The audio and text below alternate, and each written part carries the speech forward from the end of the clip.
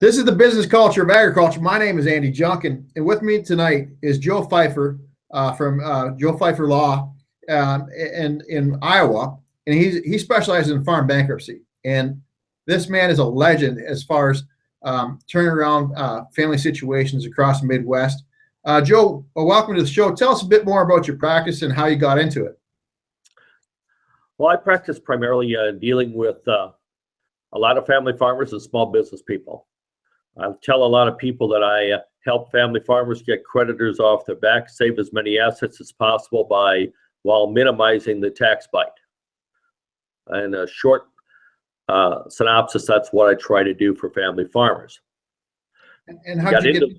Yeah, I got into this quite by accident. I grew up on a family farm. We had a dairy and hog farm. I studied agriculture at Iowa State. And after getting my degrees in agriculture, I didn't like the jobs that I could get. I didn't feel like selling money or selling feed or selling fertilizer. So I went to law school planning to be an estate planning lawyer. Then something called the farm crisis intervened. And as farm crisis intervened, I came out and there weren't many estates to plan because the price of land had dropped dramatically. And I was working with a law firm, ended up with an opportunity to work for the busiest bankruptcy judge in the United States. Happened to be in Cedar Rapids, Iowa during the farm crisis. So I started working for him in June of '84. He died in September of '85. Too many cases, too much stress, and he died of a massive heart attack. Since that time, I've been doing virtually nothing but working for farmers and helping them restructure their indebtedness. I do some work for creditors as well.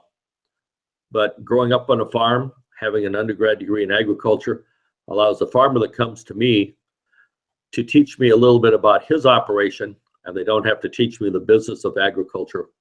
I've got that pretty well down, but now I learn the individual's operation and try to help them restructure it to keep them afloat if possible. And I have to give you a personal disclosure. My uncle Gerald, he went bankrupt in '84, and it was because of high interest rates. The same reason. And I seen his death about a couple years. It was over a decade later. Was mysterious, and I've seen a man fall apart that was very proud, and been very passionate about helping farm families. I deal with a lot of farm debt situations in Canada. Just really admire what you do, Joe. My question to you is, we've got to do a legal disclaimer here about if you could give a quick legal disclaimer before we get going forward. Not a problem. Folks, if you are in a jam, get your own lawyer. Don't rely on anything that's specifically said in here, because these are general statements. Every situation is different. You need to have somebody looking at your specific situation to give you advice as to what you should do. Nothing should be construed in this as being advice to any person. No attorney-client privilege or no attorney-client relationship has been established. Okay, that's great. And I just want you to explain how you seen the situation you see in the '80s different than the situation you're seeing today. And describe your typical case you have coming to you these days. In the 1980s, the cases that were coming in, you could make a cash flow that would work. The crop farm today, it's difficult to make the cash flow that works given the rents that are being paid and the prices that are being charged for a lot of inputs compared with the market you can expect. So that's a huge difference, because back in the '80s, the price of land had dropped far faster, and a higher percentage of decline in value had occurred than has occurred this time around. The interest rates were higher. That meant rents ended up being lower. The price of land was lower, and so we could cash flow. Right now, we can't do that. Second major difference. In the '80s, there were lenders out there that were willing to make loans, and the loans would be made not only for the crop inputs, but also for the rent. The lenders that were doing that in the '80s are not doing it today. There are some out there that will do it, but most will only advance money for the product they're selling, not also for the rent. So it makes it very difficult in order to get cash to finance a farming operation if you don't have the bank working with you. And a third difference that we're seeing today is that we're just watching the land prices drop slowly. I would have thought that they would have dropped faster, but it's not happening. Maybe with the interest rates projected to go up, that'll hasten the drop in the land prices. But there's still a lot of money out there chasing these farms around because everybody knows they're not going to make another farm. Yeah. And like, what kind of problems are you seeing? Why are they? Are you seeing a lot? You mentioned the term BandAids. You've seen a lot of farms the last 5 years where their equity has been skyrocketing. Where I'm from, anyways, our equity has gone from $5,000 to $25,000 an acre in 10 years. And so the banks have been lending to producers who their pencil is not quite so sharp as they may portray themselves in the community. Do you want to explain a lot of the cases that you're seeing now? Sure. And how they should have came to see you maybe 2 years ago?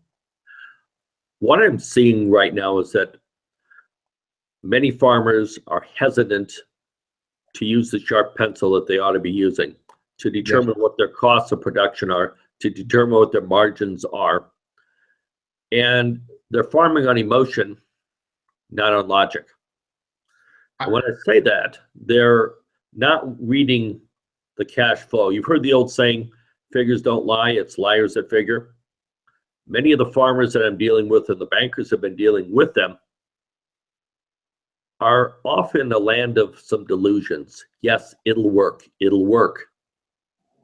Well, the reality of the situation is you can't figure that you're going to get the best yields you've ever gotten every year in a row. You can't figure you're going to get the best prices you've ever gotten every year in a row.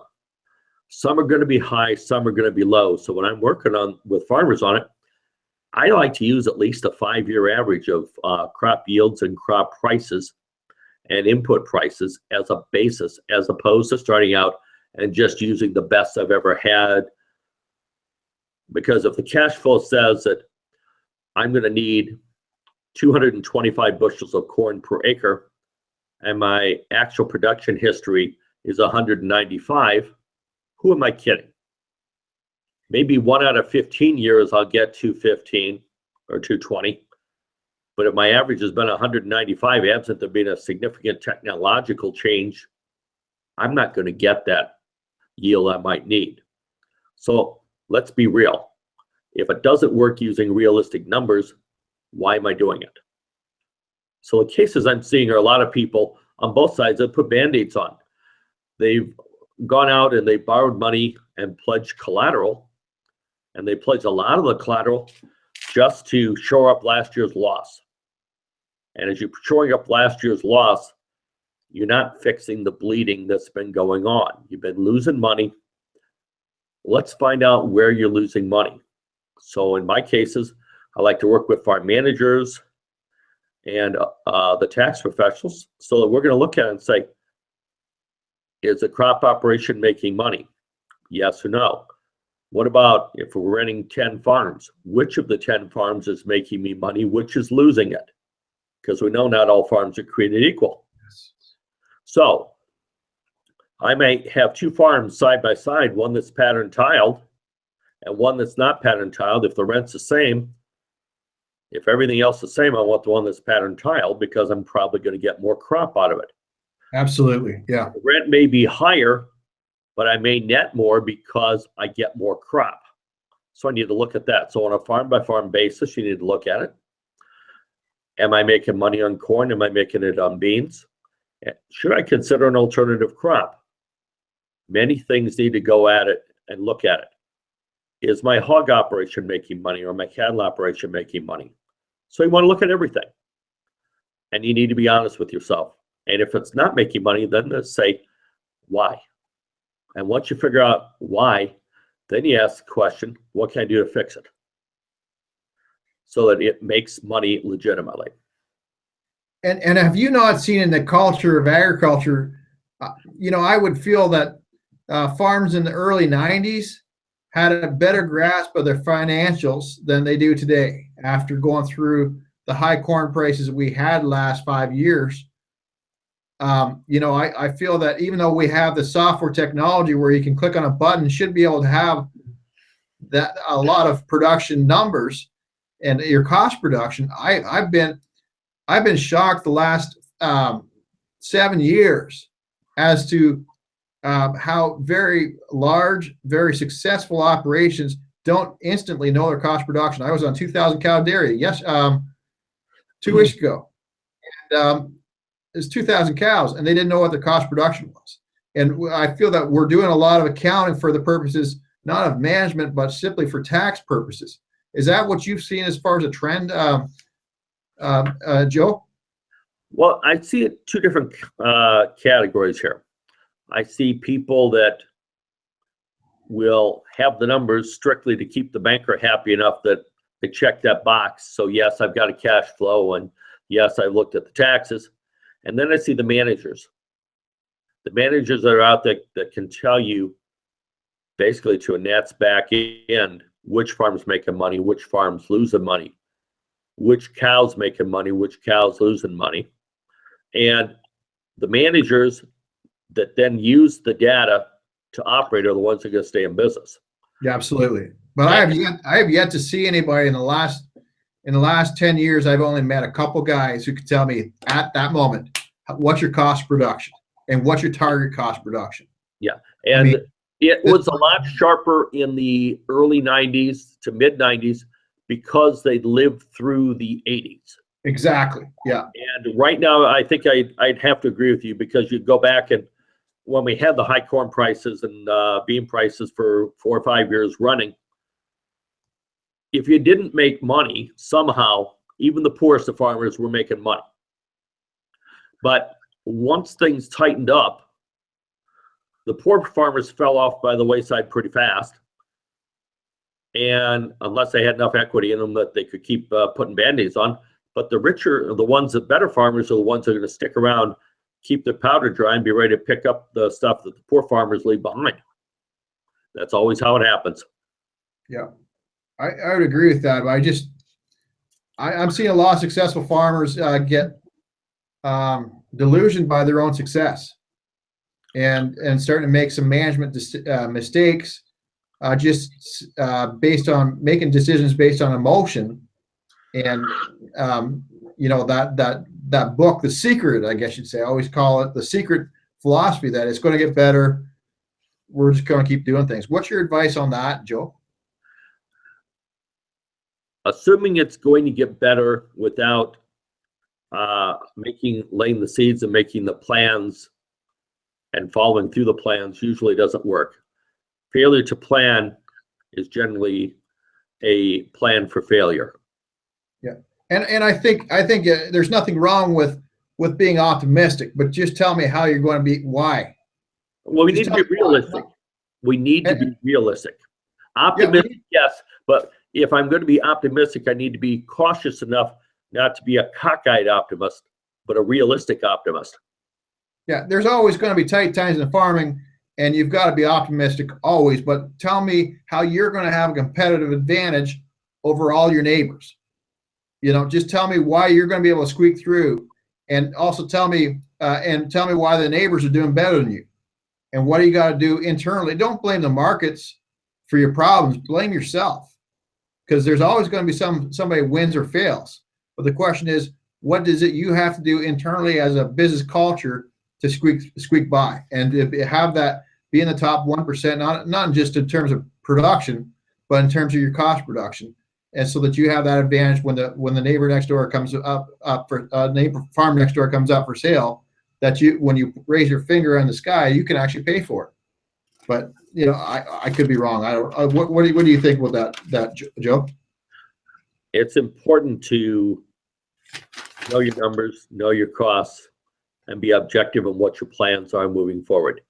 And if you're not planning, that's usually a recipe for disaster. If you're operating like a lot of farmers have done, I've still got money at in the checkbook at the end of the year, it must have been a good year, or the bank's still willing to loan me money, it's been a good year. Yeah. Great. Perhaps a better goal would be to get to the point where I don't need the bank so much anymore. I become my own banker. Then they always say that the borrower is slave to the lender. Credit has a position in agriculture, but too much credit is a recipe for disaster too, because then you don't have room for adversity if it's all on borrowed money. A lot of people are, I'm seeing a lot of people that they may only own 1,000 acres, yet they're trying to farm 15 or 20,000 acres. They don't have that much real money behind them. It's all OPM, other people's money. Those are the ones that really fall hard when it doesn't work. And can you give me an example of a farmer that you had go use your services, and as a result of that experience today, they are their own banker, and how they turn things around? I have a number of farmers in the 80s that we took back from farming several thousand acres that they owned, and we took them back to 40 acres in the buildings and kept a nucleus of machinery. The land was then sold to investors who leased it back to them, and the cost of the lease was far less than the cost of owning the land at the time. So they came back and they made some rules. Among the rules were, I'm never going to mortgage my house and 40 acres again, because that's my homestead and it's exempt. Yes. Number two, if I need to go buy another farm, I got to have my money lined up to put next year's crop in without dipping into that. And I can borrow some money, but that farm's got to support itself. I don't want to ever be in a spot where I have to have, if I'm going to buy 160, I don't need to have 320 support that 160, because that means I paid too much for that 160. And the guys that took that philosophy out of the 80s, I have a number of them that have now retired as multimillionaires. I think there's a lot of wisdom to that. And let's look at a different way. If you had a young lad graduating from college, what would you suggest outside of the keeping the home farm and keeping the home nucleus? What would be a good debt to equity range that you think is acceptable for aggressive growth? Aggressive growth, that's scary to me at times when you say aggressive growth, because you look at the stock market and you look at the aggressive stock portfolio. Those are ones that can make it big and they can lose it big. Yeah. So I'm not going to go there, because if you want to be aggressive, are you ready? Have you got the staying power to lose aggressively too? Because if you're too aggressive going up, what goes up comes down. And if you're too aggressive, you're going to have that problem. I like, candidly, not to see more than about 40% debt to equity. So you would feel like a lot of it there if I'm going to stay in the long play of the thing. Okay, so between 30 to 40% debt to equity, you would feel you'd be okay with if it was as long as the home farm's not part of that. Well, if the home farm's not part of it, you can go a little further, but most of the creditors are going to want you to put the home farm up, and so will you have the discipline not to put the home farm up? Yeah, absolutely. Okay, that was good advice. Let's talk about divorce. How much is it impacting or having an influence on divorce case? I mean, bankruptcy cases a couple years down the road. And what if you were going through a divorce or about to go through a divorce? What are some pieces of advice you give to the farmer so they don't go through, they don't get themselves into a pickle? Well, a lot of the cases that I come in, if you're dealing with too much debt, it's going to do one of two things. It's either going to pull you together tighter than heck, or it's going to split you. I don't see many people tread water when they've got too much debt and they're having financial pressures. So the people need good, solid communication if they're going to stick together, and they need to devise a game plan so they can stick it through. If they can't do that, then you're talking about maybe they are going to decide to split up. If they're going to decide to split up, then the question becomes, how do you structure it? And are you better off to, if you've got way too many debts, are you better off to do the bankruptcy first and then the divorce, so that you're not fighting over who pays what debt, but instead you're dealing with what assets that are still left that have a little enough debt that you can actually afford them. So you got to decide on the order which will work better for you. But debt and divorce and bankruptcy go hand in hand quite frequently. Okay. And what about siblings or brothers or cousins farming together? Do you see quite often? Quite often see accounting firms, not the accounting profession, but individuals. They as soon as they see two family members not get along, their first suggestion is for those two partners to split up. And I always think that that's the first step towards, the end. Well, it's really interesting because when you talk about couples, if they're having some struggles, and now we're going to split up, if there's not enough money to go around to keep one household together, how are you going to keep two? Same thing would go with brothers farming. If you've got just enough to make it by with the one set of machinery that the guys are using together, and now we're going to split up, and we're not going to cooperate in the machinery, so now each guy is short some machinery, and each guy's got a smaller land base, you may destine both of them to fail.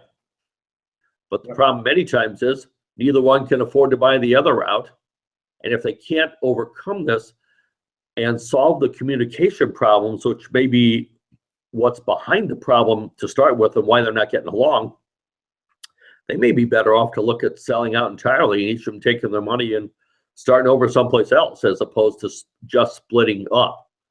They might be better off just to move down the road as opposed to just splitting up. You get this, I get that. That can work, but you've got to look, what's your future? What am I going to have left? And is it enough to survive or not? And what about situations where you got partners involved? Talk about the decision dynamics quite often that leads them to going into a situation of bankruptcy.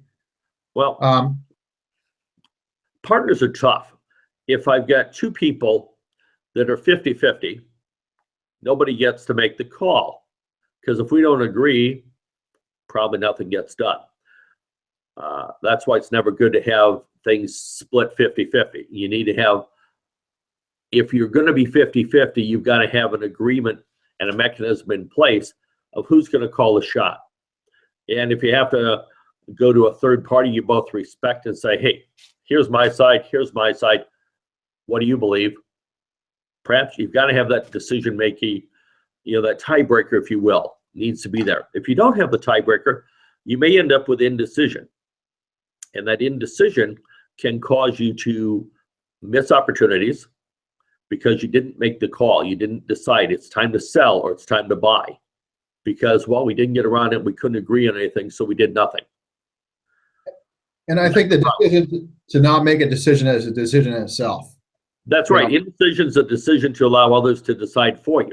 And in my farm debt cases, I always tell people, if you're not decisive about how you're going to make a plan to get out of debt and to make settle things up for your creditor, you got a problem here. And if that's the case, that decision not to decide is a decision to allow the creditor to decide for you.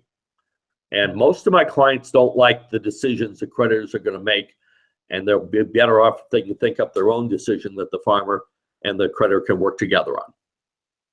And just give me like an example, like in a minute or so, as to the typical case that comes to see you and how you work with them over a couple of years. Sure. Farmer comes to me typically after they've gotten the notice that they're going to, banker wants to sit down and have mediation so he can begin a foreclosure. Once that farmer comes, we're going to be dealing with all their taxes. We're going to be dealing with the farm management people. We're going to try to figure out what their actual costs of operation are. The farm management people will do that. The tax people are going to help me figure out if we sell this machinery or that piece of land, what's my tax bill? We're going to see, can we sell down and get the debt low enough that we can cash flow things? Then we're going to be prepared to go in, hopefully with a plan of action to the creditor and say, here's what we're prepared to do to settle up with you and to move forward. By going in with a good cohesive plan, usually we can make a deal. But if you go in without a plan, you haven't looked at your options, that's indecisiveness, which is usually what's gotten them there. We need to be decisive to move forward. Yeah, and I think you you quite often, in a situation like that, there's never a good decision to make, but you gotta make a decision of some sort. You gotta look at your options and make the least worst decision possible and move forward. That's what. Would you not agree? Or absolutely. One of the things that I deal with is what I call the decision-making timeline, and it starts out with let's see, Bob Wob Bow Wow, best of best.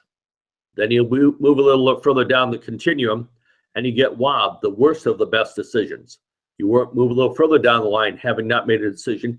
You now have the best of the worst decisions available. You move a little further down the line, and you end up with wow, the worst of the worst decisions. That indecision takes you from Bob, the best of the best, to wow, the worst of the worst. that's I have never heard that before. Did you come up with that yourself? No, Mike Thompson, who was the director of the Iowa Mediation Service from 1986 till 2016, came up with that. I think that's mint. That's great. I might use that in presentation someday. Go for Tell the story. Illinois, you were talking about $6 million farm recently. That give us an example. I'll give you a short scenario. A gentleman contacted me over the weekend, and he believed that he was okay. He had some owed the creditor $4 million, but he had a couple of farms that would be. He now owes him $4 million. He'd been farming 15,000 acres a couple of years ago. He owed him a lot of money then. He thought $6 million, and he has been downsizing from 15,000 to 8,000. This year will be about 2,300 acres. And when he talked to me, he thought that his farm's worth about $6 million. We're not under mortgage. He sent me the standstill agreement, and there were 3 big mortgages on there, put on there February of 2015 for securing debt of $6 million to be paid in full in 1 year. He didn't realize that his farms were mortgaged when he was talking to the financial advisor he was talking to. Ultimately, he comes to me, and I talked to the other lawyer today, and it was a situation where the reality was he should have seen the lawyer more than 2 years ago, because a lot of farmers will sign whatever the banker puts in front of them so they can farm another year.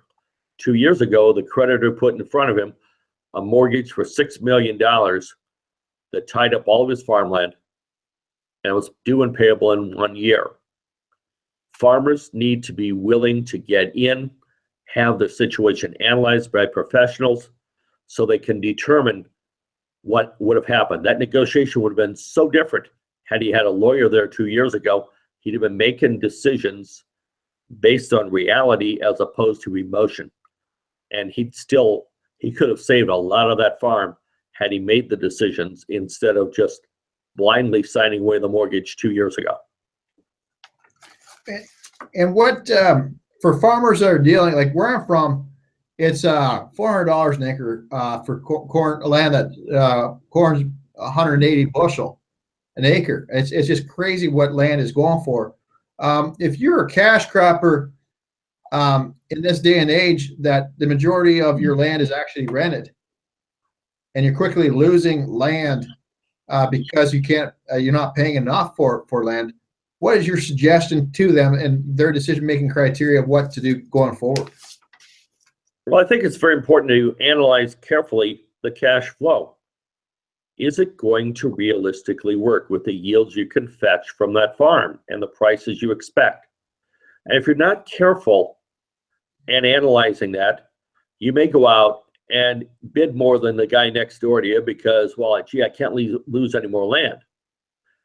If I'm losing $100 an acre, how many acres of land do I really need? The answer is 0. Because if I'm losing money on every acre I'm farming, I'm going to go out of business.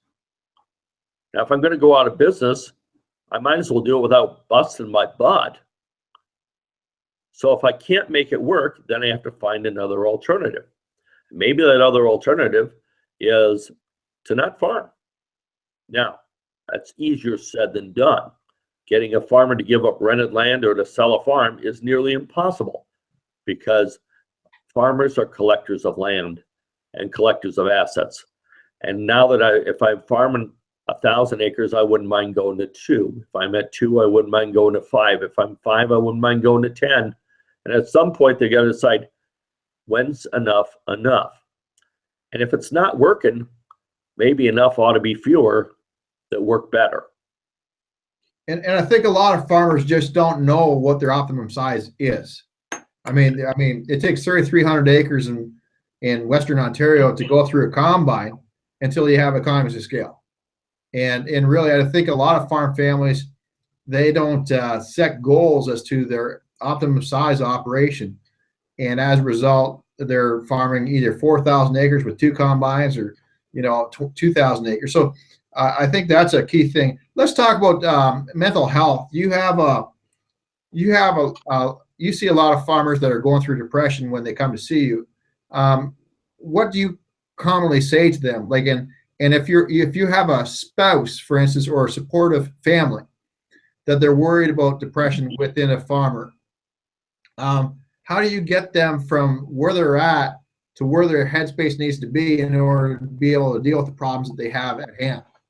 Okay. One of the things I do is I point out to virtually all my clients that it's not uncommon that they'll be depressed. You're seeing the dreams be dashed. It's almost like you push the reset button and you got to start over. That's hard to do. You got to get your mind wrapped around it. You got to say, okay, I got to start over. A lot of them are worried about, what will my granddad think, or what will the neighbors think? I'm the son of a gun that just lost the family farm. Yeah. And that type of indecision, or that type of frustration, leads many of them to pretty much stick their head in the sand and do nothing. Again, Yes. That indecision is a decision to allow others to decide for you. And so they say, well, I go back and I talk to them, say, have you got somebody else you can talk to? Have you got another person that's been through the situation and through the ringer, and what did they do to get out of it? So I try to help them match up with some people who've been through it. You can't bottle it up and keep it in. And if sometimes you need somebody in addition to your spouse to talk to, just to man, woman to woman, it makes a difference sometimes. In addition, you got to be not afraid to ask for help. And you need to be willing to let your hair down enough to say, hey, God, this sucks and it hurts, and I need some help getting around it. Some of my clients are on some pretty heavy antidepressants, simply to function, because you've got to get through the stuff. You can't do nothing, because doing nothing will let others decide for you. So you need to move forward. So it's really important to talk about that. It's important to talk about the problem and the feelings you're having. Feelings aren't right or wrong. They are, and you got to get through them. And I think putting together an advisory board, and that's like, when you're in a tough spot, you're not firing on all cylinders. That's true. You might not be seeing the forest for the tree. I would say more of the situation, you're not seeing the forest for the trees. That's true. And I often, on a couple occasions, I put together advisory boards for farmers. Basically say, okay, who is the farmers you respect the most? And in one situation, we put together 2 farmers that guy really respected. I am willing to do basically we had one financial advisor come up with advice, and then we had 2 farmers that were top in the county look at the situation and provide their own recommendations as to based on that financial advisor's advice. And in that situation, they absolutely agreed 100% with what the financial advisor had recommended, which I didn't think that would happen actually. But in that situation, what happened was that farmer then looked to pick this black specks out of the, he looked for he then tore apart those farmers that provided him advice and cited one reason to hate that person or for a different reason. It was transference and more advisors. I didn't like the advice that these people gave me. Now I want a different opinion. Well, I mean, at some point you got to pull a trigger. And I think that that's the biggest problem we have. You've seen with farmers is that you're dealing with a situation where ideal situations, you got to deal with the cards you're dealt, and you got to deal with them wisely.